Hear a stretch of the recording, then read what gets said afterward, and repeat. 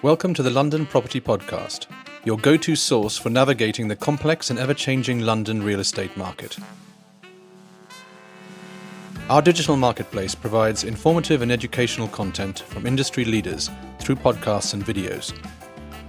We cover various aspects of the real estate experience, including buying and selling, finance, law, tax, construction, design, and more. Join us as we delve into the latest trends and developments in the market and gain valuable insights from our panel of experts. Hello and welcome to London Property, the home of Super Prime. I'm your host Farnaz Fazaipour, and today we're delighted to welcome back to the show Hossein Fateh, the CEO of CloudHQ. Welcome to the show. Thank you, Farnaz. So why don't you tell us a little bit about CloudHQ and what you do, to put things into context for us before we continue? We have actually two companies, CloudHQ and Cloud Capital. CloudHQ is a developer wholesale of data centers, meaning we build these massive buildings that house servers. Primarily, the clients are the 5 large tech companies. That's the target client list. Microsoft, Amazon AWS, Google, most of it is Google Cloud, Oracle Cloud, and Meta. 4 of the companies, is their cloud product. So when we talk about Amazon, it's not Amazon selling books or shoes, it's the cloud services. That's our target lists. Those companies outsource data centers and they also lease data centers. They have 2 product teams.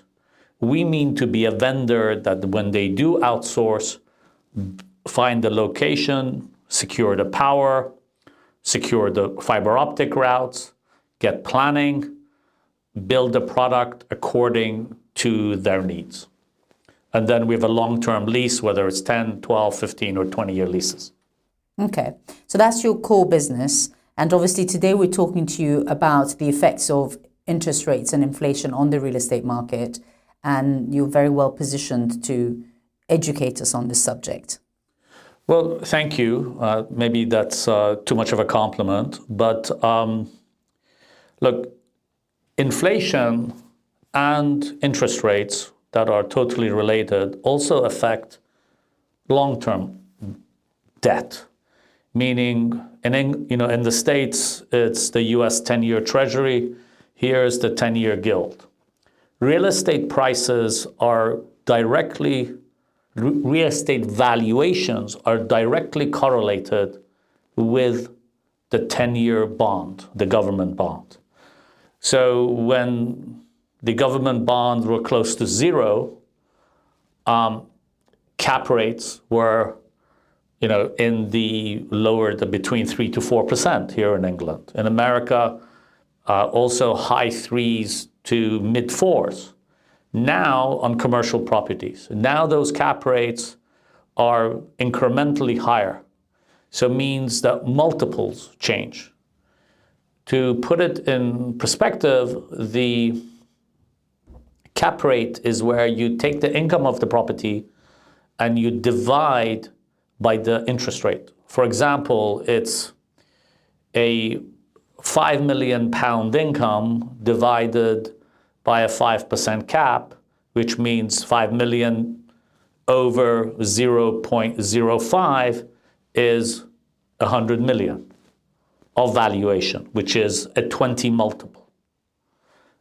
Okay. Right? So that's really kind of the value. How you look at commercial properties is what's the multiple, and the way you look at the multiple is you divide by the cap rate. And the cap rate is the cost of money? No, the cap rate is the premium on the cost of the long-term treasury. So the risk-free rate is the long-term 10-year bond, or here the 10-year gilt. That is the risk-free rate. I looked it up today. Here in England today, it's at 3.68%. So that's what your money can earn with no risk whatsoever if you get a government bond. Yeah, the risk is the government of England going bankrupt, which is very low risk. At that risk,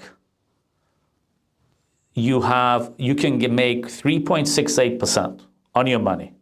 Now, to own real estate, which is a higher risk than a government risk, what type of premium do you need?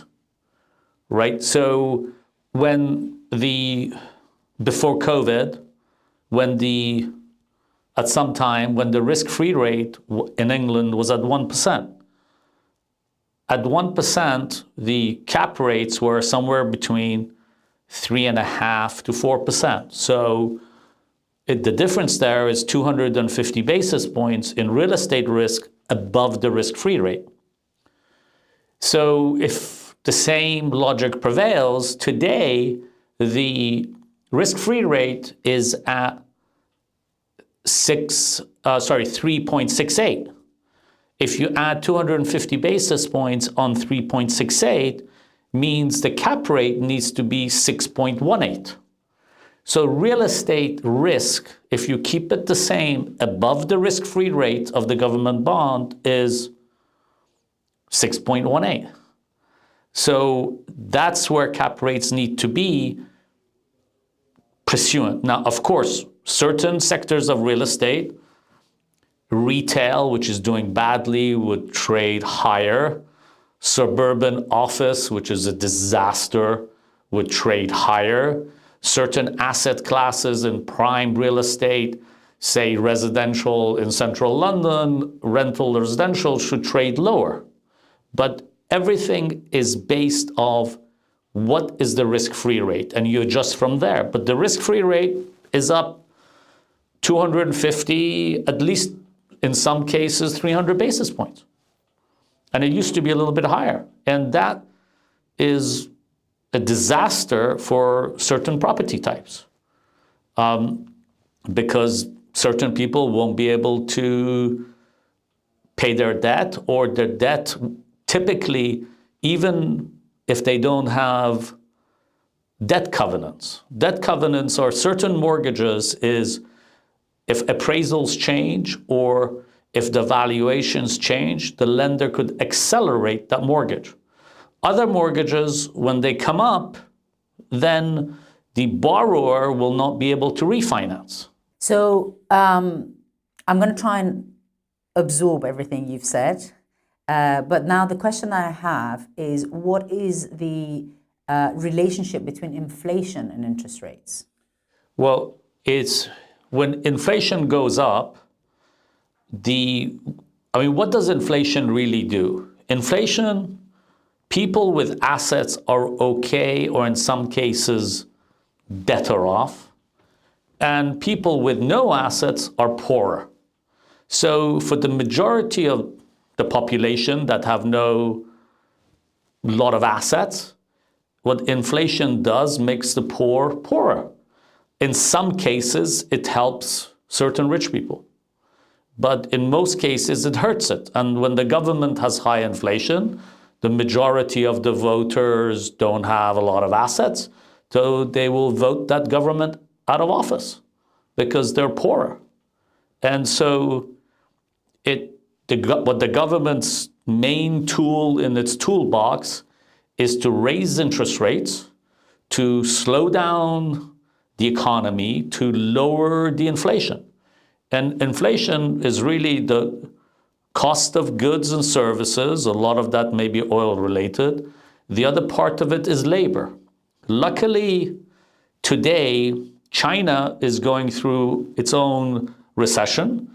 So the commodities, which generally would be eaten up by China, there's not a massive demand as otherwise would have been. So that the commodities are somewhat in check.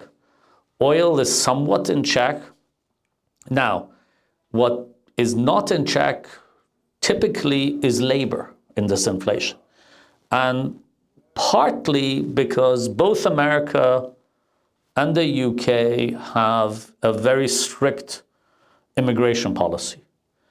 And what that does is it does, and depending on which camp you're in, whether you're pro-immigration or not, the facts are facts.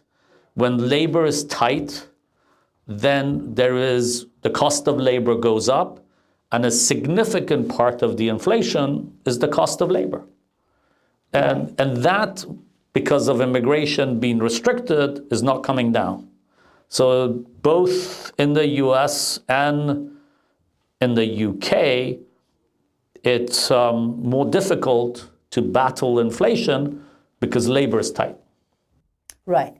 And how does, so obviously if inflation is high, then they raise interest rates to control it. So that's an obvious way that the buying power of people in real estate is affected. Is there anything else that affects the buyer's purchasing power when inflation is high? Well, when inflation is high, then interest rates are high.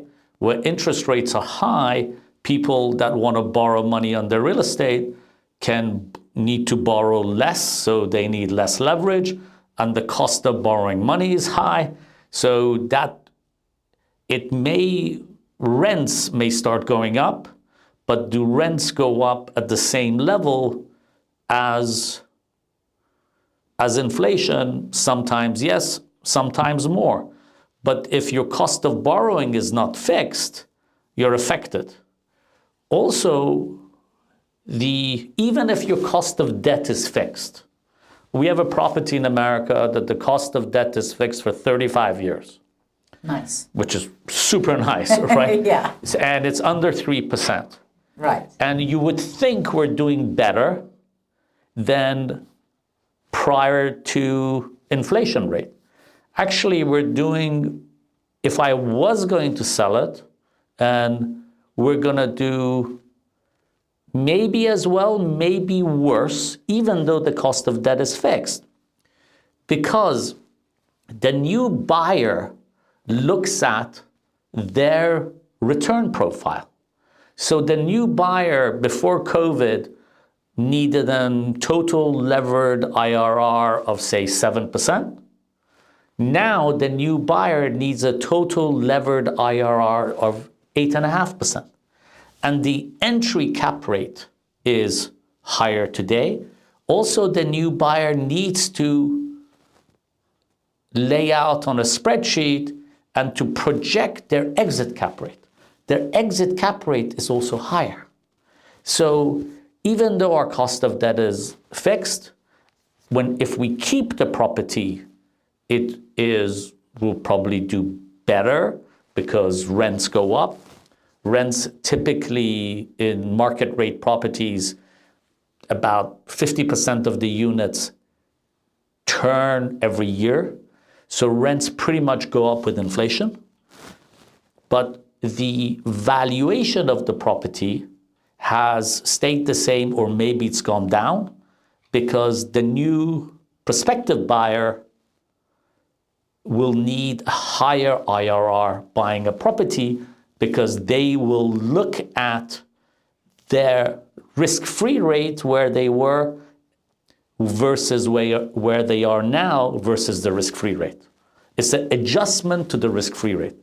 But also rents going up is going to also be linked to affordability, because yes, you might need more rent because of whatever conditions you're dealing with, but then the tenants have to actually be able to afford to pay that. Yes, and that is related to the labor market. Right. So if a labor market is very tight, maybe people are still employed. If they raise interest rates too fast, then people start losing their jobs. Then you go into a hard landing versus a soft landing. And so probably, I was listening to a podcast the other day, more often than not, coming in a high inflationary market, the governments cannot maneuver into a soft landing. They have a hard landing, and we go into a recession. And that's the risk we're at right now. So what would be an obvious way for investors to protect their real estate investments in a situation of high inflation? Well, ideally, and it's too late now, they would have fixed their interest rate long term 3 years ago. And they should not be sellers. Well, or, I mean, this is actually the point of thinking about. There is, you either protected yourself correctly 3 years ago, or you didn't, or you have a mixed bag like I have. Because something is that's under construction anyway, construction loans are typically short-term anyway. So even if you were smart enough to fix interest rates, then, okay, my hat off to you. If you weren't, well, now you are potentially in trouble, depending on the asset class. Mm-hmm. But really, the best way is hopefully you've saved some money, wait for the bottom of the trough, and be able to buy correctly. A good offense, a lot of times, is the best defense, because then you can grow yourself and make money on the new acquisitions. But you have to time it correctly. Many times people are too trigger happy. As soon as they hear we're going down, they go and buy something. And they could be a year and a half too early, and they could have bought it cheaper later. Now, that timing is never perfect. But to try and hit the right deal at the bottom parts of the market, maybe not try and hit it all the way at the bottom, is the best way to protect yourself, is to buy correctly. And now, you've got all these indicators that you've already addressed, you know, what's going on with the government, what's going on with inflation, in order to try and make a kind of educated decision on when is the right time, you know, looking at the labor market and everything else. That, and, you know, get lucky. Get lucky. Get lucky. That always helps. That always helps. And then try and find the right deal, because the right deal at the right time is also not obvious.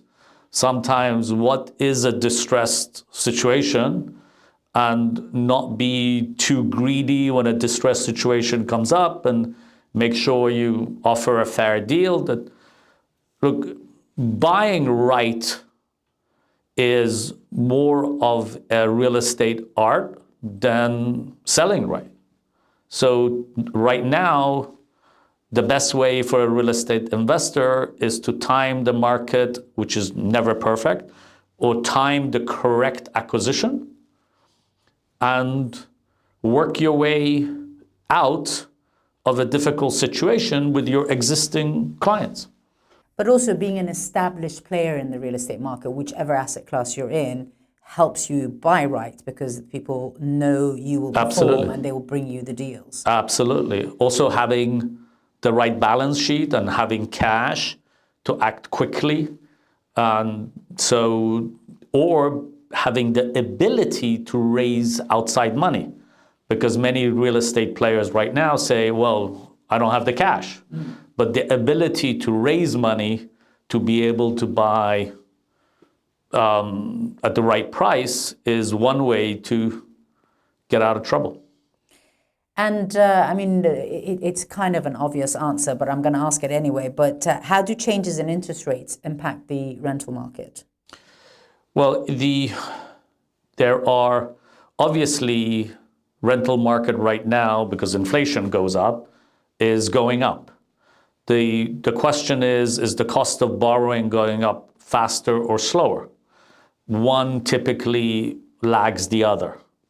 And then the other side of it is interest rates go up too fast, then we're going to have the shrinking of the economy, people losing their jobs, or people having to sell their homes. I mean, today, when you look at it, if you were a banker in London and your salary was £400,000, your mortgage could have been as much as £100,000. That is 25%. Probably the banks would have cut you down to, say, £80,000. Now, that was, if your interest rate was floating, which banks in England give a lot of floating rate debt, that mortgage could today be £200,000 and £250,000.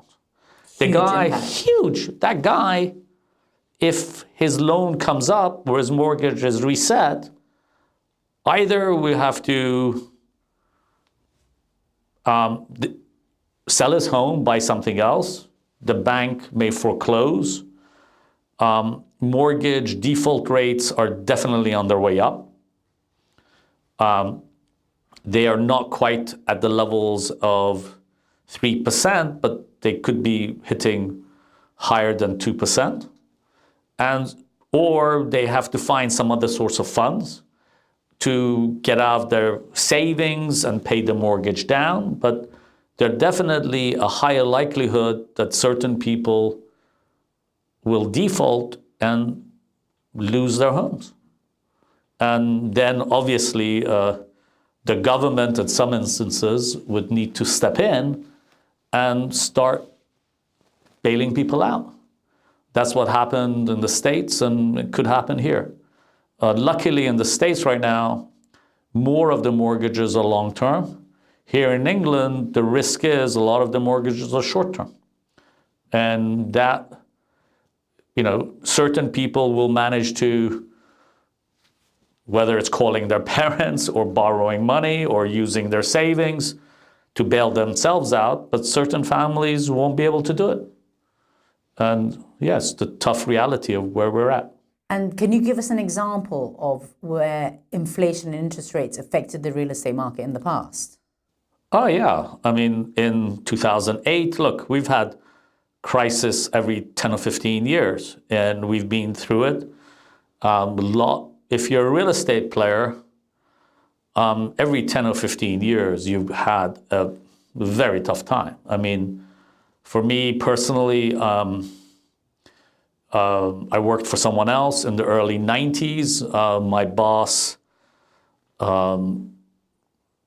was in bankruptcy, and I learned a lot about US bankruptcy law. Then myself in 2001, during the dot-com crash, we had many tenants going out of business. Because our tenants were internet related.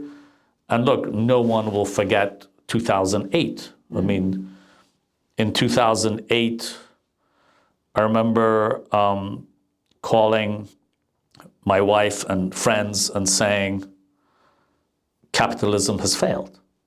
And then we are where we are. Yeah. And this was in November of 2008 when Lehman Brothers went bankrupt, and one after the other US banks were going bankrupt, and the government had to come in and bail out some of the biggest banks in America.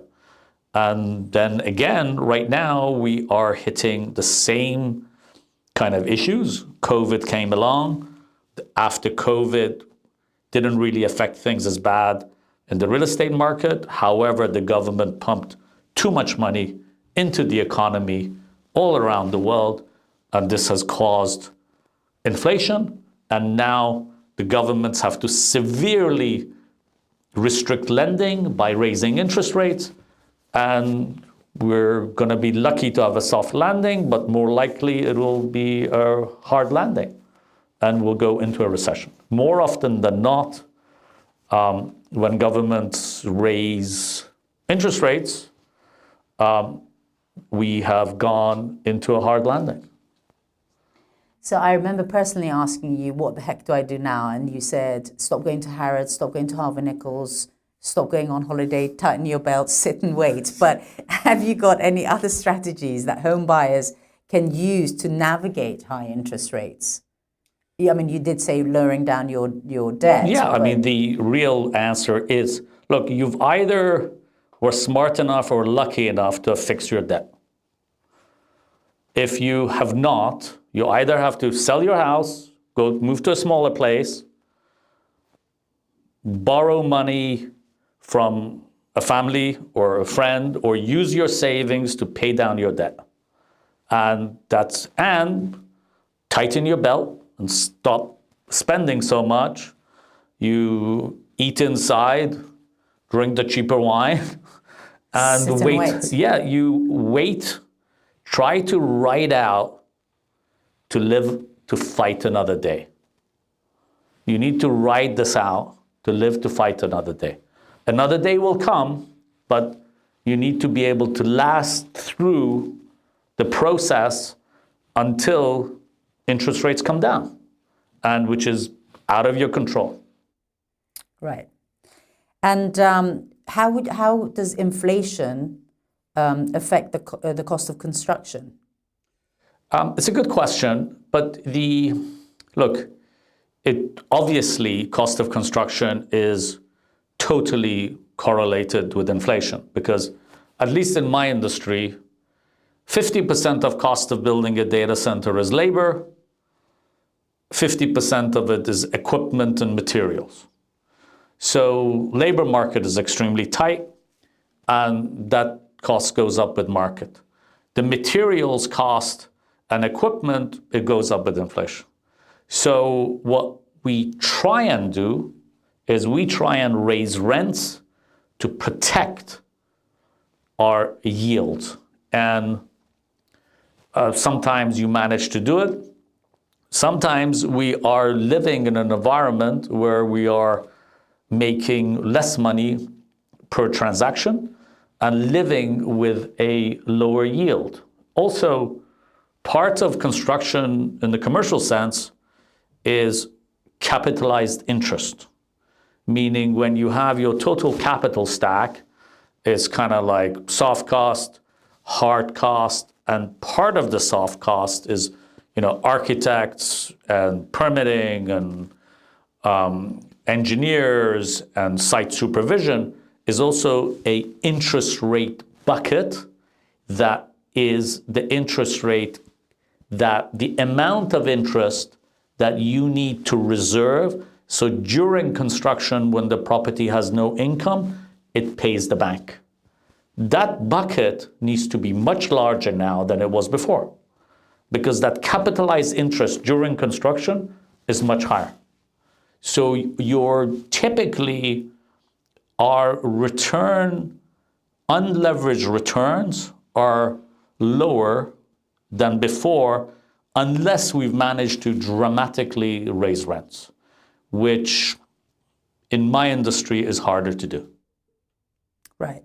And we've talked about the impact of interest rates, obviously, on mortgage payments. The obvious is that they're going to be more. But is there a way that mortgage products can adapt in markets like this to support the higher interest rates so that the general public can have some light at the end of the tunnel? Typically, that only happens with government intervention, because the banks also make their money off of the risk-free rate. So the banks by themselves will not going to take a loss, because what do banks do? They typically, at least in the States, here banks keep their mortgages. In the States, they package the loans and sell the mortgages. Now, in the States, we have quasi-government entities given certain qualifications buy these mortgages from the banks. And I'm afraid to say England may need to do the same type of structuring if the banks end up with a lot of mortgages that are on their books. Then the government may have to step in and be willing to buy those mortgages from the banks to open up the bank's balance sheets. And if they don't, then the bigger risk, if this thing continues, is that you'll have bank failures. And that's happened before, in the S&L crisis, and then in 2008 in the States. If enough people default on their mortgages, then the banks will start defaulting. And then we have an even bigger problem. So it's a timing thing. Does the government think there is enough risk in the sector to start buying the mortgages so it doesn't have bank failures? In the crisis, when Lehman Brothers and all these banks failed, is because it wasn't necessarily because of commercial properties. It was because there were too much mortgages in default being held on the bank's balance sheets, and the banks have to mark these mortgages to market. And when the banks mark these mortgages to market, the banks don't have the required reserves, and then the banks are failing. At London Property, we do news bulletins every week. So I read a lot of the news wires. And what I had been reading recently is some mortgage products that were actually lower than the current rates at Bank of England. So the one in question was a buy-to-let mortgage that somebody was offering at 4.5% when Bank of England rate was at 5.25. So what does that all mean? Look, I don't know the specific mortgage you're talking about. Sometimes it could be seller financing, meaning the guy that owns the place is willing to lend you money to buy it. Then that guy may want to achieve a certain price, and the seller in that point is taking some risk, and he obviously doesn't have a mortgage and he can give you what it wants. That's not a mortgage that is typical, and in fact that seller will have some risk of default and the seller will carry that risk. In other cases, I remember in 2008 in the States, there were these mortgages that were offered.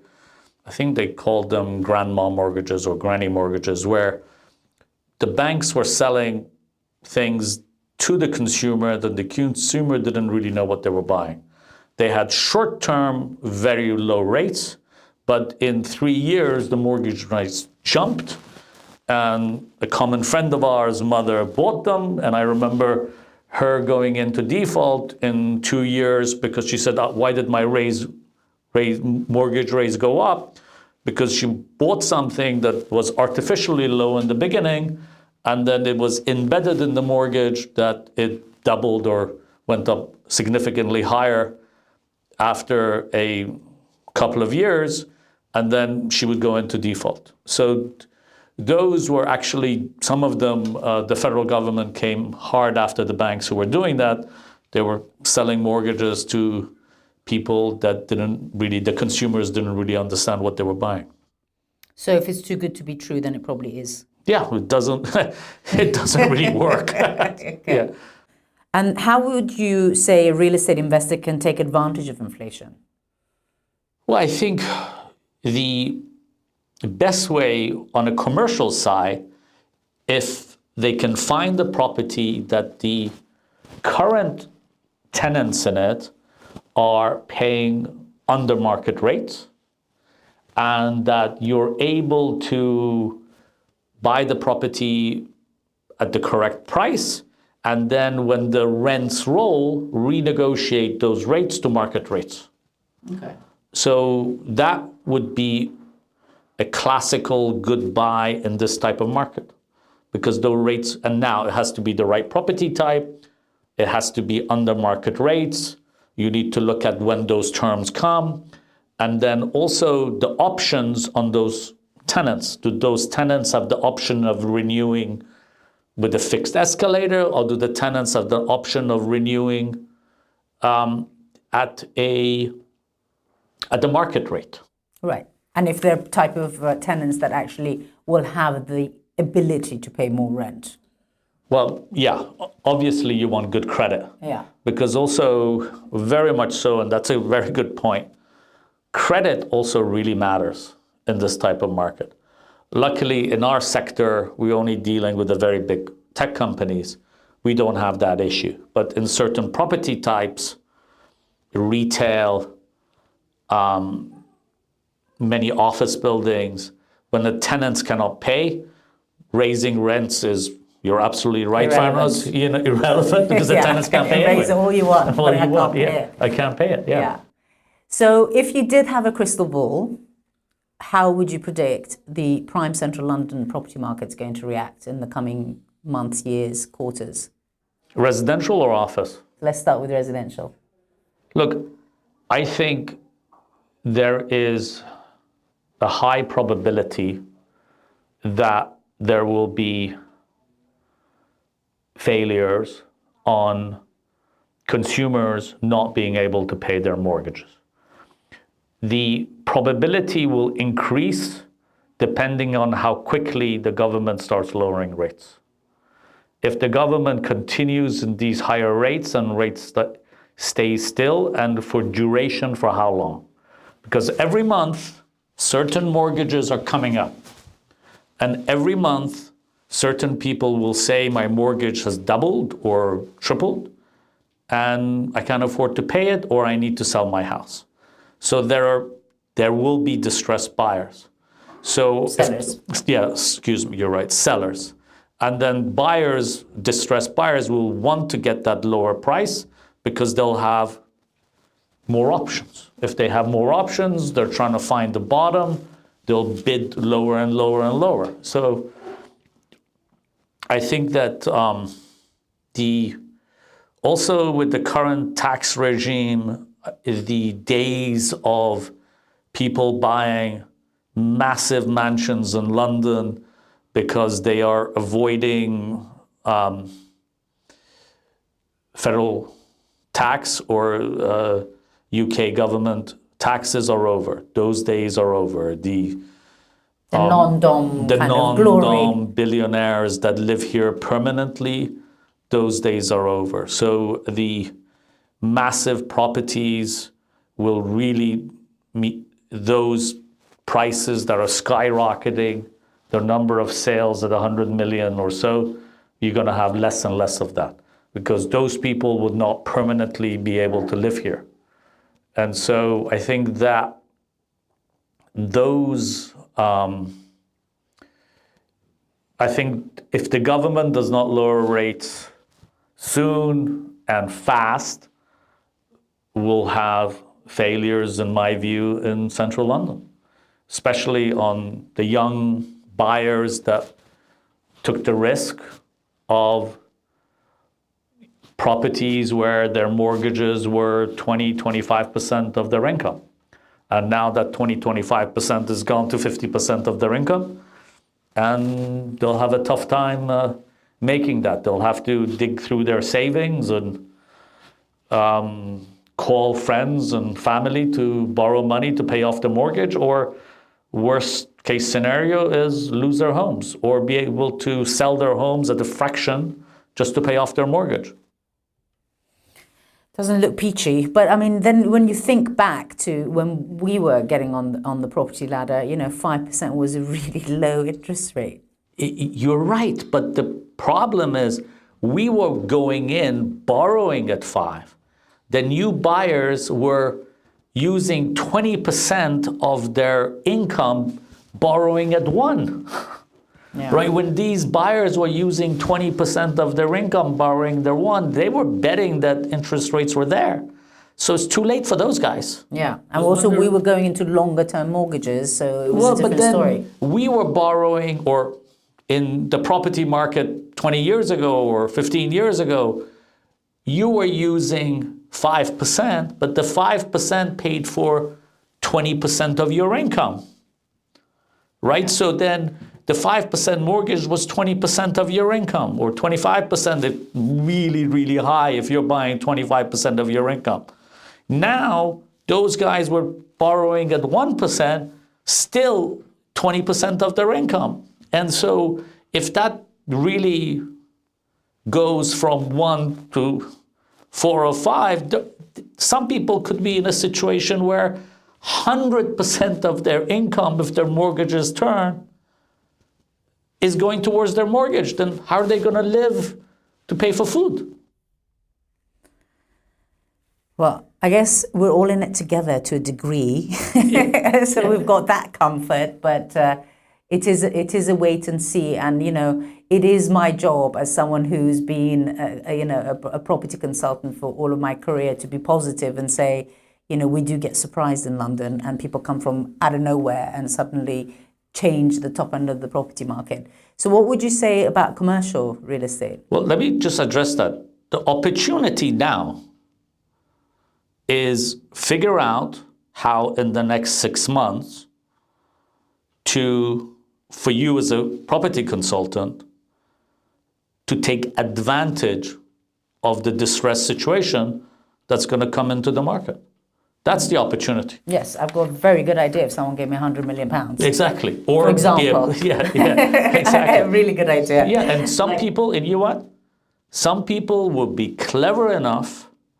5 years from now, we're going to say, XYZ, ABC, these people, Joe Schmo, went and figured it out, went and raised the money, raised the distress fund, bought that building at the bottom of the market, that building at the bottom of the market. Yeah. There were always those guys. Yeah. Those guys will come again, and those guys are the guys that would look like superheroes 5 years from now. Yeah, well, let's hope those guys come and find me, and we put together portfolios of rental investments in prime areas, clustered together so that you can then sell it to an institution, because everybody's leaving the rental market as well because of all the taxations on individual landlords. So there is, I always like to think that markets find a way.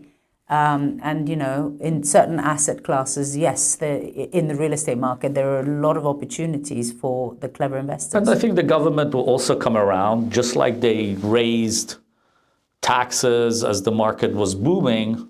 They'll need to lower the sales tax and those taxes now to support the market. And I think that would rationally should happen. Good. Well, I hope the government's ready for data centers and fully supporting your initiatives in the UK. They are, but like everything, slower than what we would like. As far as data centers are concerned, we actually are,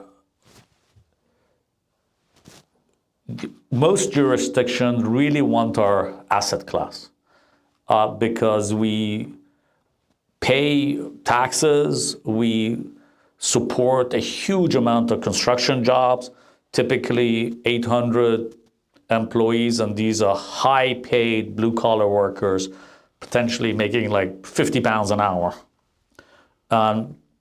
We don't put any pressure on traffic, and we don't put pressure on any school children, meaning we don't create schools. So typically jurisdictions really want our asset class, and it's good for the general areas because they can afford to have better schools, better roads, and we pay taxes. So it's a good asset class that's not going away. Definitely not. Well, thank you very much for taking time out of your very busy schedule to talk to us and educating us on interest rates and inflation. It was really good having you on the show. But thank you, Farnaz. Appreciate it. Thank you. Thanks for tuning in to our latest episode of the London Property Podcast. Head over to our website where you can browse our exclusive network of top experts driving the market. As a member, you'll have direct access to our experts and their networks. Our award-winning content will help you choose the right professionals for your needs and make informed decisions about your investments. Personal recommendations are a powerful tool in connecting with trusted professionals. Let us introduce you to the right people to help you achieve your real estate goals. Contact us now to learn more about becoming a member and gaining access to these valuable resources, or joining our directory of experts.